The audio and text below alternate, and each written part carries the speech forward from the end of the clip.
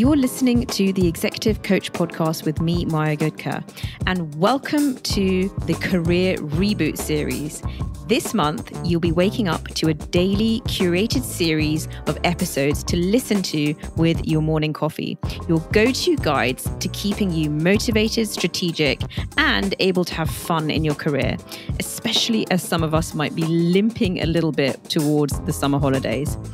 And as you listen in this month, you might find it useful to have my Career Blindspots scorecard to hand, which you can download from the link in the show notes. So let's dive into today's episode.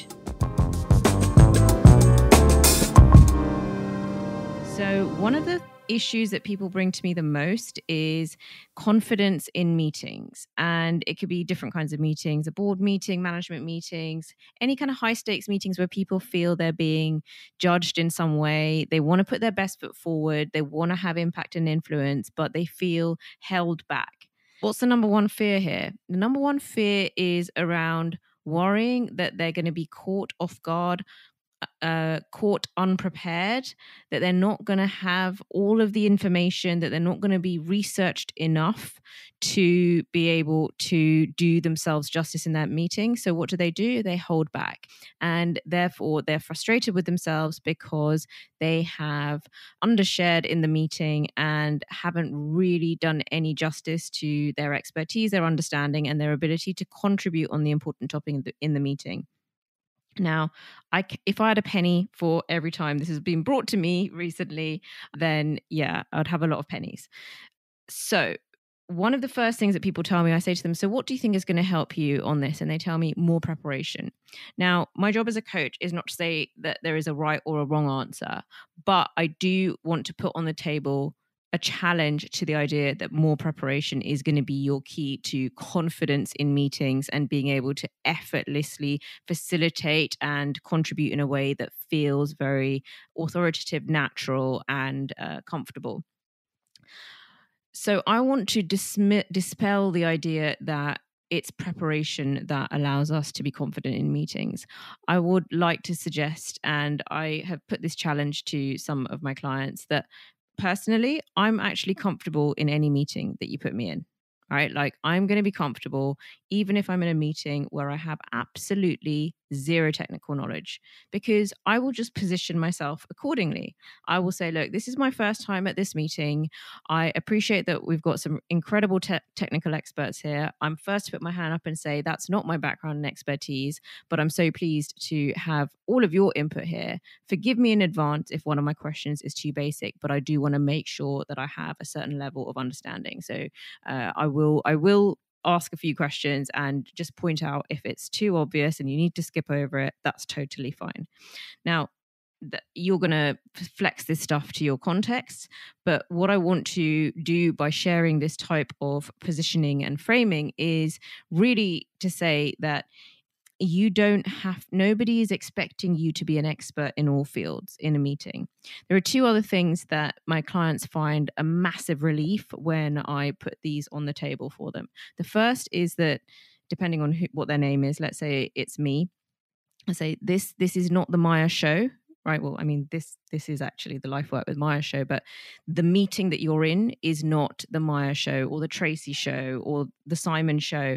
It is about an important issue and it's about something that needs to be solved, and you saying something not as well or without all of the full information is not going to be the end of everything. It's just going to be a question of whether you are able to put your maybe 3/4 formed opinion on the table to contribute to the discussion. So that's one thing that they always find a relief, because it's not that it's not what we mean to be narcissistic. It's not that we think that, we're the star of the show, but somehow when we feel that pressure and the way our amygdalas activate, it's very easy for it to suddenly feel like we have to perform. And that can add pressure that is not really helpful in those situations. The other thing that they find really helpful when I say it is, this is not an exam. And again, this goes back to the fact that my clients were probably the exam takers, the ones who were good at being really prepared for things and having the answers. And somehow that task-oriented and technical knowledge-based identity has seen them through some of the earlier phases of their career. They sometimes get into a habit of thinking that that's going to be the way that they're going to propel themselves forward. But of course, we know that as you progress to those higher levels of management, you're never going to have all the technical knowledge. And if you are going to be a leader of others, then you are never going to be able to know the ins and outs of every aspect of their job.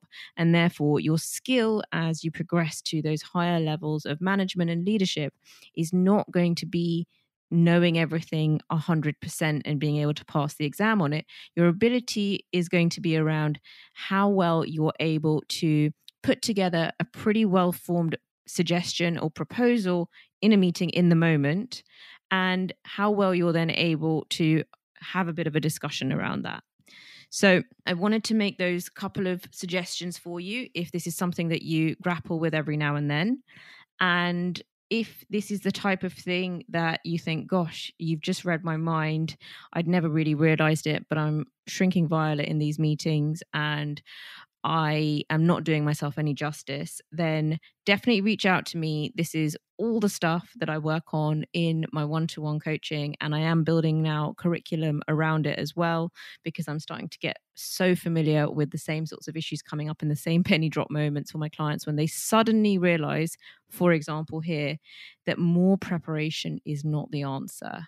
It's actually becoming really comfortable with the idea that you are no longer expected to know everything, and that you do not need to know everything in order to have a right to put forward an opinion or a suggestion in a meeting. All that you need to do is find a way of positioning that to reduce the pressure on yourself when you do it, and for it not to have to feel like it's being delivered like a complete answer. Right? It's not a classroom. We don't raise our hand with the correct answer. We put forward a well thought out, or we put through a well-reasoned argument, and we open it up and we say, if I've got the wrong end of the stick here, let me know. If I've missed out some really important information, let me know. But what I wanted to put forward was based on what we're working on in our end, some of the things that we think are going to be really important in this matter. So I hope that's helpful. Let me know if it is. And if you want more of this stuff, check out my masterclass. I talk about a lot of these types of hacks. I consider these the skills that enable you to basically get promoted and progress inside any kind of organization. You know, we do a lot of training, we do a lot of exams, we do a lot of studying, but nobody really gives us this rule book, the kind of the playbook for how you're going to stand out and have authority and be comfortable and be seen as a trusted pair of hands at the next level inside your organization. So if that interests you, definitely check out my masterclass. There'll be a link to that in the show notes. Take care. Bye-bye.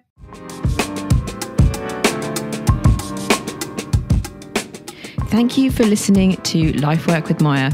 If you've got to this point, I'm guessing you found it valuable. So do share the link with somebody else who can benefit. In an age of materialism and us trying to stay on top of clutter, what could be nicer than to send a non-clutter digital link to somebody and say, I listened to this and I thought you might love it. What a great way to show your care and consideration for them. If you haven't left a review, now is the time, and make sure that you are subscribed on Spotify or you're following along on Apple Podcasts. And if you really want to help the show grow, then do share the link on IG stories, Instagram stories, or reshare or discuss your thoughts with my LinkedIn posts. You can find me on LinkedIn and Instagram. Do feel free to send me messages there. I love having dialogue with my listeners, and the links to those handles are in the show notes. Thanks for listening, and I look forward to connecting with you next time. Bye-bye.